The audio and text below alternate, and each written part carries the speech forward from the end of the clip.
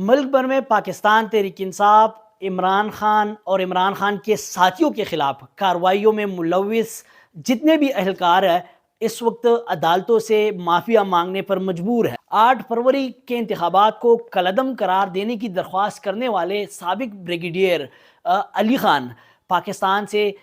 فرار ہونے میں کامیاب ہو۔ شہریار افریدی اور شاندانہ گلزار سمیت کسی بھی سیاستدان کے اوپر اب مزید کارروائی نہ چلنے دیں گے، نہ قابل قبول ہے۔ 8 فروری کے انتخابات کے بعد پاکستان تحریک انصاف کو ریلیف ملنے کا سلسلہ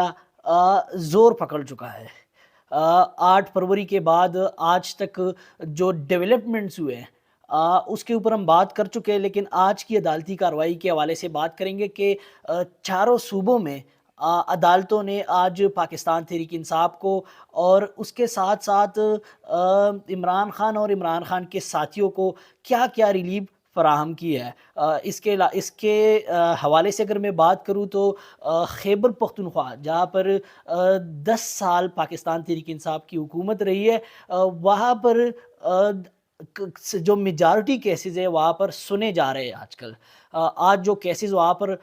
سنے گئے، 2 رکنی بینچ نے آج پاکستان تحریک انصاف کی جانب سے جتنے بھی کیسز تھے اس کے اوپر سماعت کی ہے۔ سب سے پہلا کیس جو تھا وہ پنجاب سے ایک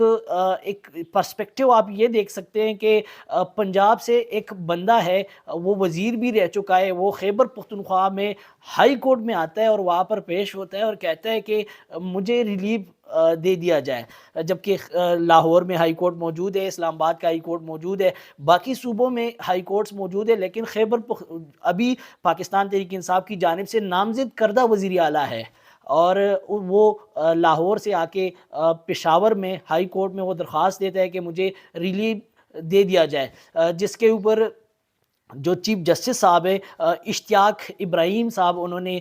کہا کہ آپ لاہور میں واقع جو ہائی کورٹ ہے وہاں پر آپ درخواست دے سکتے تھے، تو انہوں نے استدعا کی کہ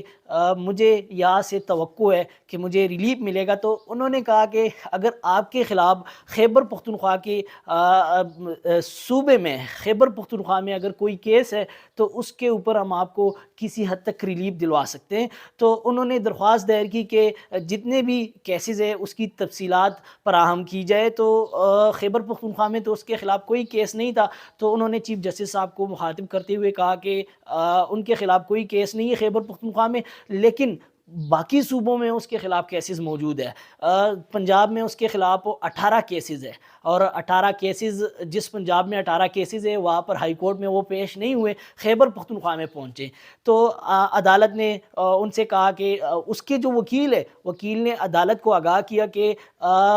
یہ اسلم اقبال صاحب جو ہے یہ سابق وزیر بھی رہ چکے، جبکہ پاکستان تحریک انصاف کی جانب سے اس وقت نامزد کردہ وزیر اعلیٰ ہے پنجاب کے لیے۔ تو انہوں نے جب یہ تبصرہ جاری تھا عدالت کے اندر، تو چیف جسٹس صاحب نے استفسار کیا کہ امید ہے آپ سابق وزیر رہ چکے اور اب نامزد کردہ وزیر اعلیٰ بھی ہے پنجاب کے لیے، لیکن امید ہے کہ آپ عثمان بزدار کی طرح نہیں بنیں گے۔ اس کے اوپر ان کے وکیل نے کہا کہ یہ سینئر سیاستدان ہے، قابل سیاستدان ہے۔ اس کے اوپر چیف جسٹس صاحب نے استفسار کیا کہ یہ قابل سیاستدان ہے، لیکن بدقسمتی سے یہ عثمان بزدار کے نیچے کام کر رہا تھا۔ ایک چیف جسٹس صاحب یہ استفسار کر رہا ہے کہ عثمان بزدار کی جو کارکردگی تھی وہ نیل تھی، یہ جو قابل سیاستدان ہے میاں اسلم اقبال صاحب، یہ جو ہے بدقسمتی ہے کہ یہ عثمان بزدار کے نیچے کام کر رہا تھا۔ تو یہ دیکھیں کہ عدالتوں کا کردار یہاں تک آپ دیکھ سکتے ہیں کہ اس کے اوپر میں کچھ نہیں کہہ سکتا، لیکن عدالتوں کا کام ہے انصاف دلانا، کسی ماضی میں گزرے ہوئے کسی سیاستدان کے اوپر تبصرہ کرنا نہیں ہے۔ تو عدالت نے کہا کہ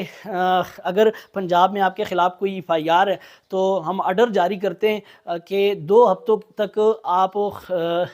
پنجاب لاہور کی جو ہائی کورٹ ہے وہاں پر آپ پیش ہو، اور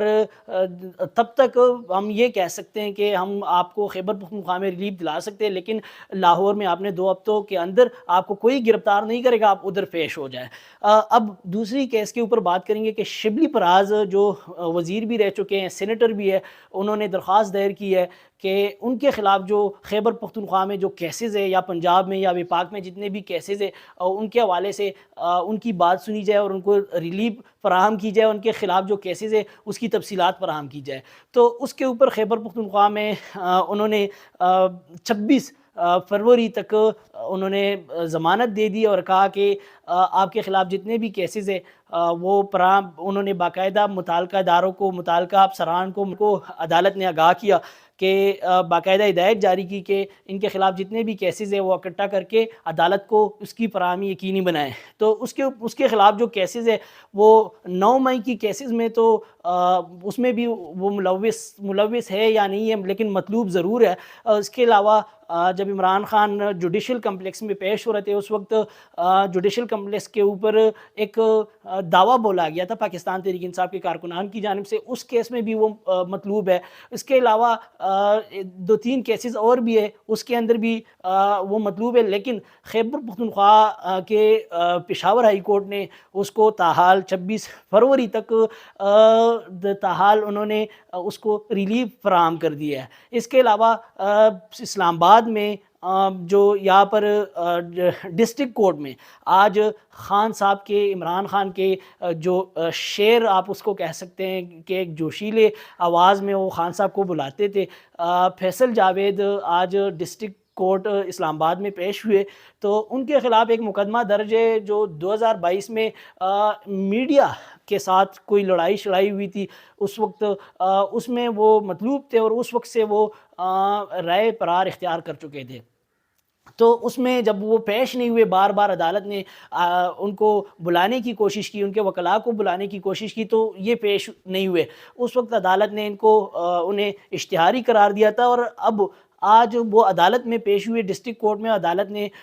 جب ان کو دیکھا تو عدالت نے ان کی جو وارنٹ گرفتاری تھی اس کو منسوخ کرتے ہوئے 13 مارچ تک، جو اگلے مہینے تھے 13 مارچ تک انہیں ریلیف دیا اور کہا کہ 13 مارچ تک ہو سکتا ہے آپ کے اوپر فرد جرم کی کارروائی شروع کی جائے گی۔